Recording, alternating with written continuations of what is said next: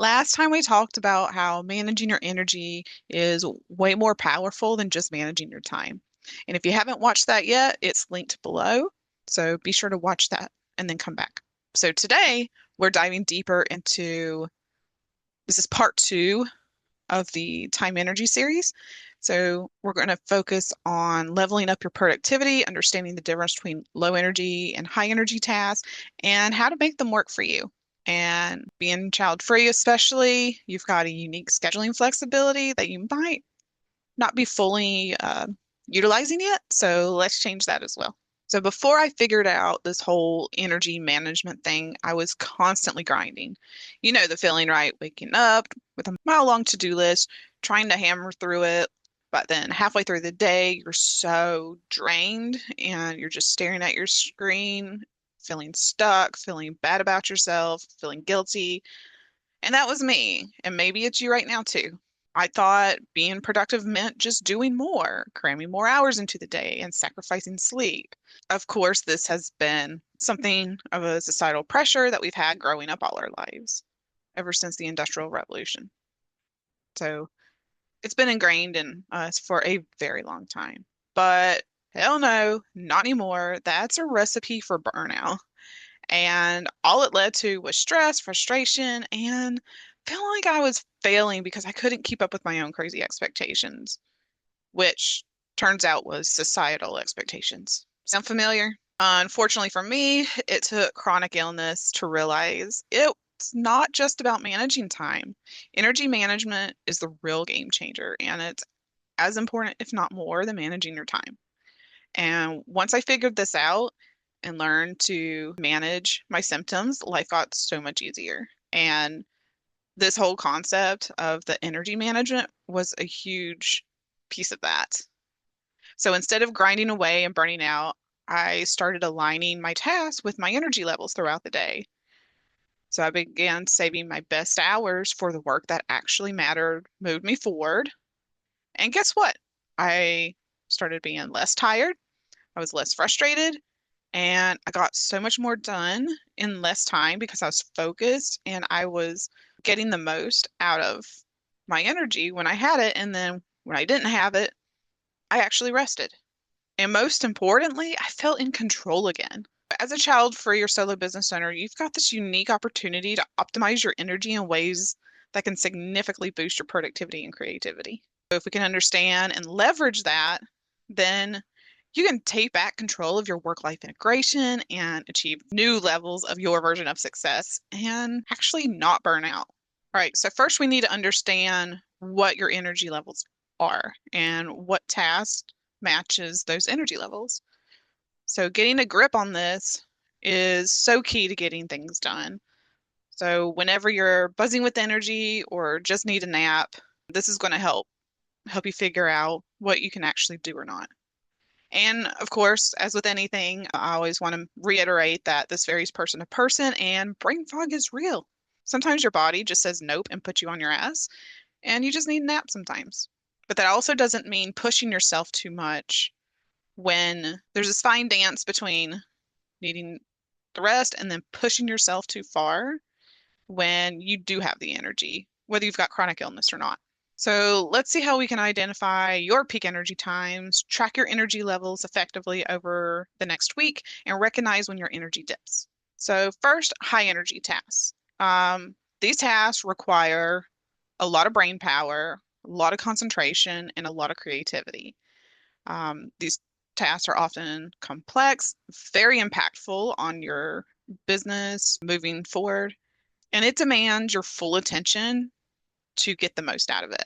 So examples of high energy tasks look like strategic planning, mapping out your business growth and creative projects, content creation, like blog posts, podcasts, videos to actually show your expertise. Me doing this video, content creation, this is a high energy task. I know I'm going to crash after it, but I know that this is a high energy task and I've planned for it.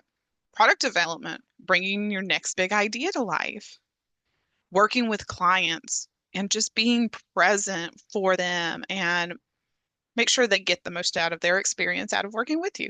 Creative problem solving by tackling complex client projects or business challenges or maybe something going on in life. So on the opposite end are your low energy tasks, which require minimal brain power and physical effort.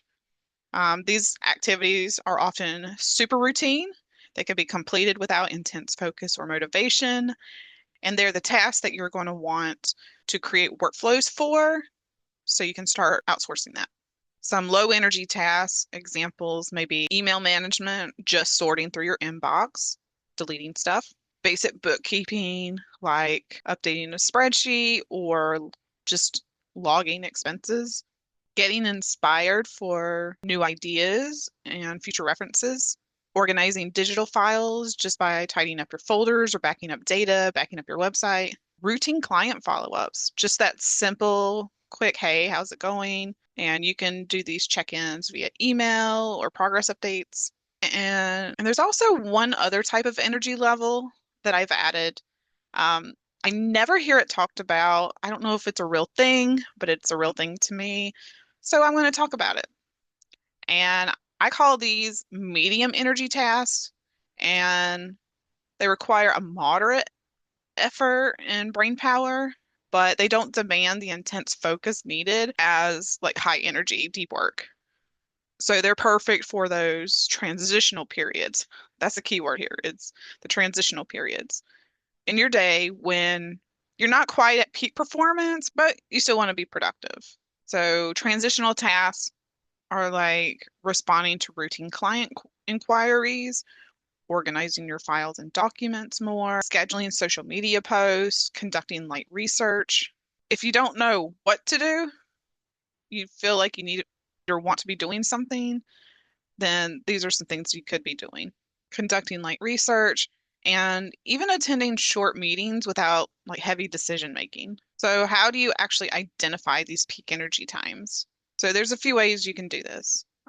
Observe your natural rhythms. So be sure to pay attention to when you feel the most alert, focused, and motivated. Those are likely your peak energy times. Use the midpoint method. Note when you naturally go to sleep and wake up. The midpoint can indicate whether you're an early bird or a night owl or somewhere in between. Consider your chronotype. Are you most productive in the morning, afternoon, or evening? This gives you a general idea of when your energy peaks as well. For me personally, I'm a morning person. I have tried to force myself into being a night owl, and that has not gone well. As much as I would much rather be an afternoon, evening person, I'm a morning person, but I'm not like a super early morning person. Or experiment with task timing. Try scheduling important tasks at different times of the day. And so this is where you get to be a mad scientist in your business, right? So who doesn't love a little trial and error? So if you're at this point and you're feeling overwhelmed trying to figure this out, I get it. I was there.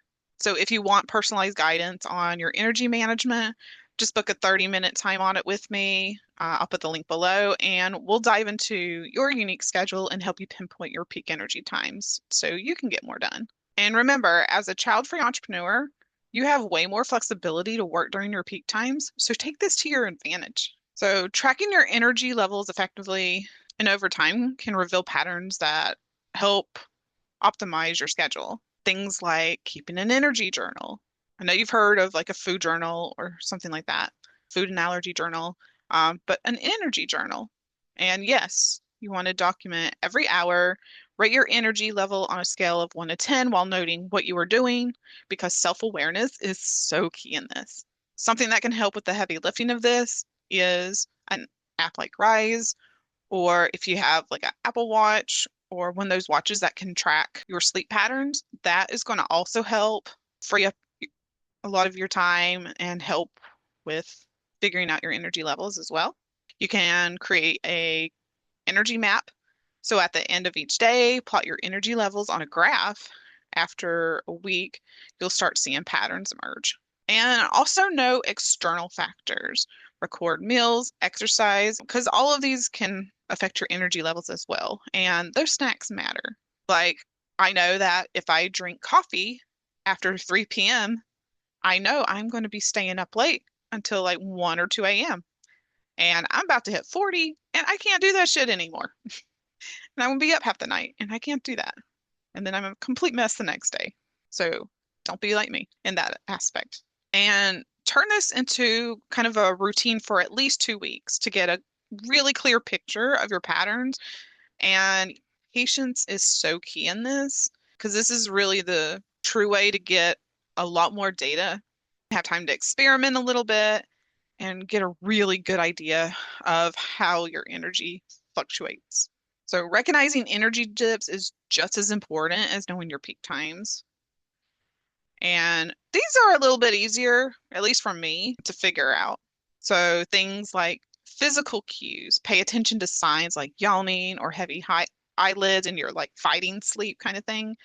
Your body doesn't lie. Task performance. Notice when simple tasks take longer and they feel harder. Even mood changes. Energy dips often coincide with irritability or lack of motivation, and no one likes a grumpy pants. So go eat something, drink some water, or take a nap. Time patterns. Many people experience an afternoon slump around 2 to 3 p.m. due to the circadian rhythm. So that's a great time for a coffee break. And I'll give you some examples of a couple different schedules in a minute. Sleep debt impact. Again, use apps like Rise or your watch trackers to track your sleep. And seeing your sleep debt can exacerbate those dips in energy because no one needs that extra fatigue. By understanding when your energy typically dips, you can plan lower intensity tasks for those times. Wow, say that 10 times fast. Or use strategies like taking short walks or having a healthy snack to boost yourself back up. Okay, so far we've talked about the difference between the different energy level tasks and how to document and figure out in your own peaks and valleys with your energy throughout the day and week. So now that you've got a clear understanding of those, it's time to put it in action. Energy auditing. Regularly assess how well you're aligning tasks with energy levels and adjust as needed. Nothing's ever concrete, so it can change and tweak over time, and that's okay. Just start with the base point and then go from there. Another way to implement your energy management strategy is task alignment. Use that information and data from your audit to schedule high energy tasks during peak times and the medium and low energy tasks during quieter periods. Create boundaries by setting firm boundaries around tasks, especially high energy tasks. Because if you've got the extra distraction and people are bothering you, or you're checking your text or emails or something, your focus is taken away. So we want to avoid that. Regular review.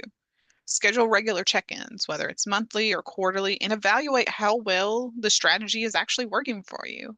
And embrace flexibility. So be open to adjusting your schedules based on your changing priorities or unexpected high energy moments.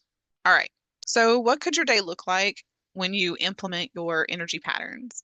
I've got an example for morning people and night owls because I'm not going to force you to be a morning person if you're just not. All right. That's the point of being child free and a business owner and being able to have control of your time. So if you're a night owl, great. If you're a morning person, great. So here's an example for each of you. So for the morning people, typically your energy is highest first thing in the morning. So between 7 and 11 a.m., you're wanting to do creative work, writing, designing, recording, strategic planning, content creation. And then, like I mentioned, the afternoon is kind of like your energy slump, but you still want to get some stuff done. So these are the medium energy tasks. So between, say, 11 and 2, of course, get that lunch break in, walk away from your computer, get outside for a few minutes, stretch. This is also a great time for networking calls or having meetings. And then say like 2 to 4 is even lower energy. So that's a good time to do administrative tasks and email management. A lot of people think you want to do the administrative tasks first thing in the morning, but if you've got more energy for focus, you need to utilize that for more important things. Yes, these administrative tasks are important, but the other things is what helps you get clients, create income. So those are higher priority. So my office hours tend to be 9 a.m. to 3 p.m. I like a slow morning to get ready, and then I dive right in. So for me, from like 4 to 7, 8 is family time, just spending time together with my partner. He goes to work early and he gets to leave fairly early, so like 3:30. So we have our early dinner and he goes to bed super early. So after he goes to bed, I have this, let's call it like a second wind, and I feel productive again for a short time in the evening, but it's only for like a couple of hours.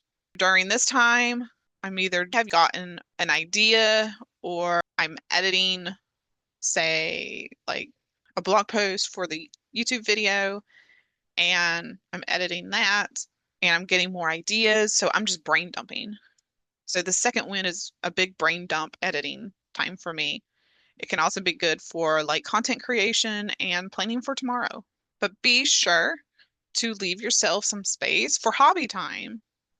That's why I only let myself work for a couple hours in the evenings, if I work in the evenings at all. But my evenings are usually hobby time, which usually means gaming or hanging out with some friends. Now, for night owls, your energy levels might be very different to me being a morning person.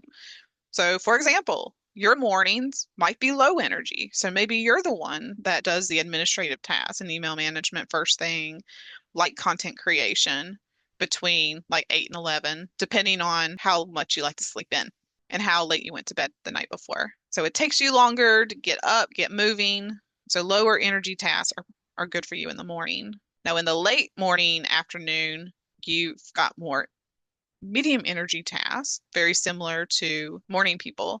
So, again, networking calls, meetings, and don't forget to take a lunch break and step away from the computer. But your afternoons, usually when your energy really kicks in after lunch, you get into creative work or designing, writing, your strategic planning and content creation.